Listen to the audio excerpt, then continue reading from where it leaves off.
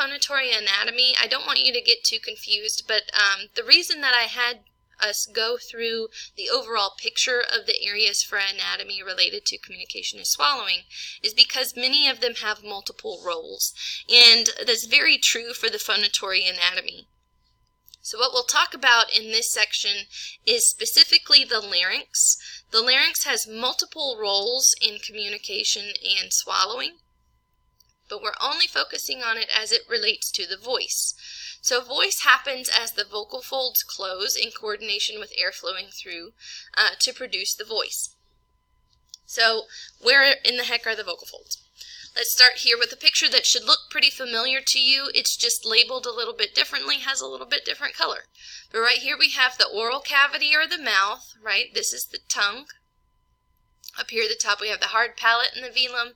This is the nasal cavity. Here we have the pharynx, and it extends all the way down to the esophagus and also attaches to the larynx. So here in the front we have the larynx highlighted in orange.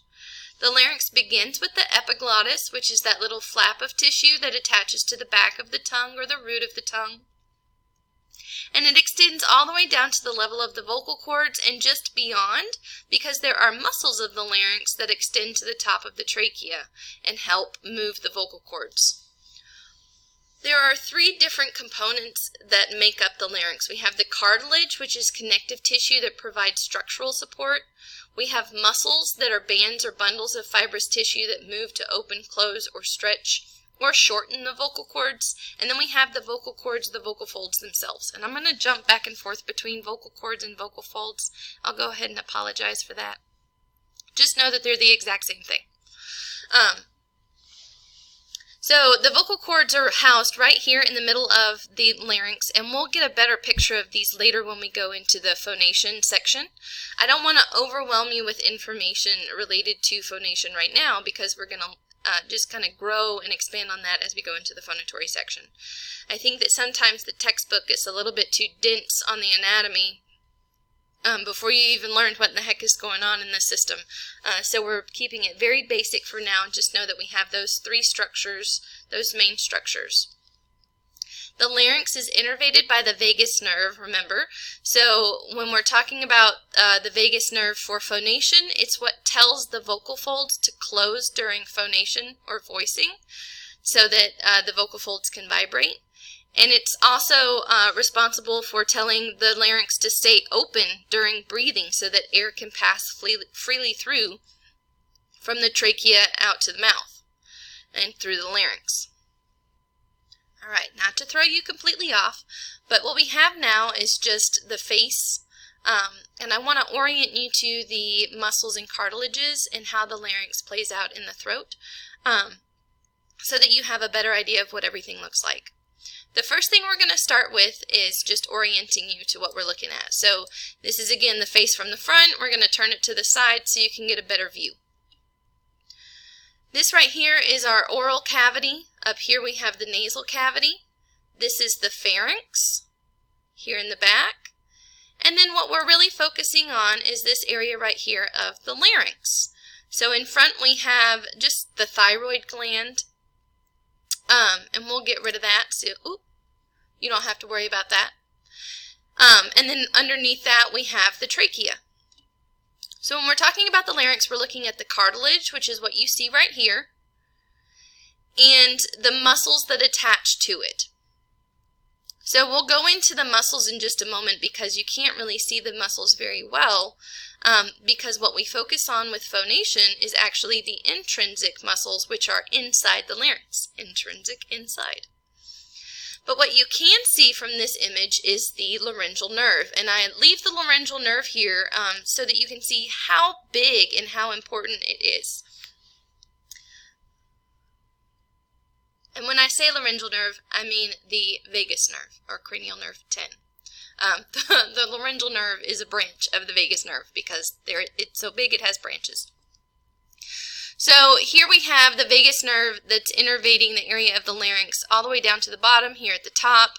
And this is the vagus nerve as well, extending down towards the heart And it's going to keep on going until it gets to the upper gastrointestinal tract, and then it loops back around. So it really is a truly gigantic nerve, and you can see the other branch here, and these are the additional branches in yellow. Okay, so I'm going to leave us right here. I'm going to get rid of everything except for the larynx, and I'll come back. Alright, I lied to you a little bit. I left multiple things. So right here we have the larynx here in the front. This is just the larynx in this area. Down here is the trachea, so the larynx sits on top of the trachea. And what I left so that you can see it is that we have two separate tubes so that you understand that. We have the pharynx here that attaches to the larynx. So it's helping direct that air into the larynx. Maybe you can see it a little bit better from up here. Yeah. So this is the pharynx here at the top. In the back we have the esophagus. This area up here in the top is the larynx. So I'll go to it from this way. Here we have the pharynx. We have the larynx here in the front. And the esophagus is here in the back.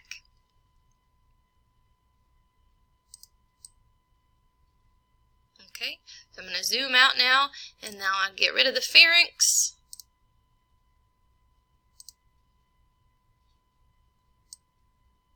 I'll get rid of the esophagus. And that just leaves us the larynx and the trachea. So here we have the larynx. I'm going to move it around. This is the front of the larynx. This is the back of the larynx. So if you were sliced in half and we saw the middle of your throat, this is what it would look like from behind. So we're going to zoom in here. Let me see if I can pull this thing up so you can get a better view. And we have different cartilages. So here in blue we have the cartilage. This is the epiglottis. So you see it's not really a band of tissue. It's a cartilage that's covered in mucosa. And then here, we're going to get rid of that, we have the true vocal folds, and this is the muscle of the true vocal folds.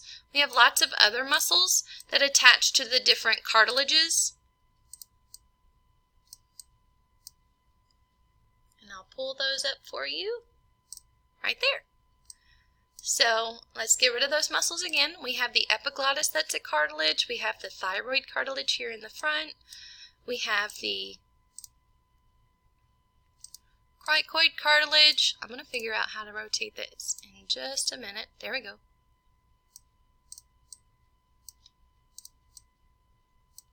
So we have the thyroid cartilage, the cricoid cartilage, and these are the arytenoid cartilage. Here, this is the right arytenoid, this is the left arytenoid. And again, this is the vocal folds here in the middle, the muscle of the vocal folds. So let's throw these laryngeal muscles back on. Boop, there they are. And we have attachments to the cartilages. These muscles are what's innervated by the vagus nerve. And there are different branches of the vagus nerve that tell these muscles what to do. So these innervation of the vagus nerves helps tell these muscles to close to protect the airway, or to open up for breathing, or to stretch the vocal folds so we can talk like this, or to relax the vocal folds so we can talk like this, or to pull them together during breathing. So there's lots of different roles for these muscles, and it's all related to voicing, and then we'll talk about later it's also helpful for swallowing.